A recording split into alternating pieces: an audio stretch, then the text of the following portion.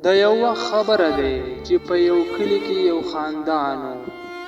په دغه خاندان کې یو مرتضی و او ورسره د دغه پلار او مور او یو ورور و. بیا د مرتضی مور سحر وختي ناشته تیاره کی. بیا ټول په شریکه باندې ناشته وکي. مرتضی او هلال بیا د سکول طرف ته روان شي او د مرتضی پلار یعنی شیرخان د پټي طرف ته د ذمہداري د پاره لاړ شي. د شیرخان مالک په شیرخان باندې ډیر زیات بوج اچولې وي. نو شیرخان ډیر زیات پریشانی حالات کې روان وي. نو فدی کې اچانک د شیرخان د مالک د زوی سره اکسیډنٹ وشي. د شیرخان په دغه ټایم باندې وفات شي. نو بیا 2 غنټې پس د شیرخان خزي ګلبانو ته پته ولګي چې زما خاون وفات شوی دی او هغه هم د مالک د زوی د لاسه. نو فدی باندې ګلبانو ته ډیر زیات صدمه ورسی او فدی باندې زړه صبر کی او د ظلم आवाज په اوچت نه کی. نو بیا د شیرخان د وفات نه پس د مرتضی مور به د گاونډیانو کرتله او د هغوی ټول کارونه به کول. نو دغه د کارونو کولو په عوض کې به دغه خلکو د مرتضی مور لا تنخواه ورکوله. نو د مرتضی مور به په دغه تنخواه کې د ټول کور خرچه چلوله او د مرتضی او د هلال د سکول فیس به هم په دغه کې ورکولو. امی جان د ټول کور خرچه اوس پتا باندې ده، ته اوس زمونږ د تعلیم خرچه نشي برداشت کوله.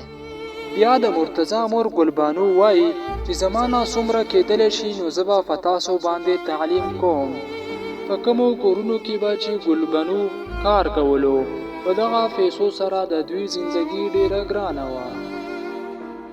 په کوم کور کې چې ګلبانو کار کولو په دغه کور کې د بیگم زوی کاشف د هاستل نه په چټۍ باندې راغلی وي. نو هغه کور کې خبر شي چې د هغه مرګري زوی پیدا شوی دی. نو هغه له څه تحفه ورکول غواړي. نو بیا کاشف وایي اره زما د ملګری زوی پیدا شوی دی، هغه لا زه داسې تحفه ورکول غواړم چې هغه فلاس باندې جوړ شوی وي. کاشف خپل ملګری لا داسې تحفه ورکول غوښتل چې هغه فلاس باندې تیار کړی شوی وي. نو بیا کاشف ګلبانو ته وایي ترور ته فلاس باندې کپړې جوړول شي. بیا ګلبانو په دې خبره باندې اظهار وکړي چې او زه فلاس باندې کپړې تیارولای شم. نو بیا کاشف ګلبانو داستن او تار ورکی ځکه چې ګلبانو فلاس باندې کپړې جوړولې. بیا د دغه نه 2 ورځې پس چې کله ګلبانو دغه جامې تیارې کی او کله یې چې بیا خپل مالک کاشف لا ورکوي نو کاشف ډیر زیات خوشاله شي ځکه چې ګلبانو د ډیر معیار کار کړی وي. نو بیا کاشف ګلبانو نه یو څو پیسې ورکی او ګلبانو د دغه ځاینا خوشاله لاړ شي. بیا کاشف د ځان سره سوچ کوي او وایي اره ما ته د ګلبانو د هنر نه یو سوچ راغی، داسې ښځې چې د هغوی سره څه هنر وي چې هغوی ته د هغې هنر مطابق کار میلاو شي. نو بیا کاشف د دغه مهم د مکمل کولو د فاره په خپل کلی کې 2-3 دکانونه وباسي او په دغه دکانونو کې هر یو زنانه ته د خپل هنر مطابق کار میلاویږي.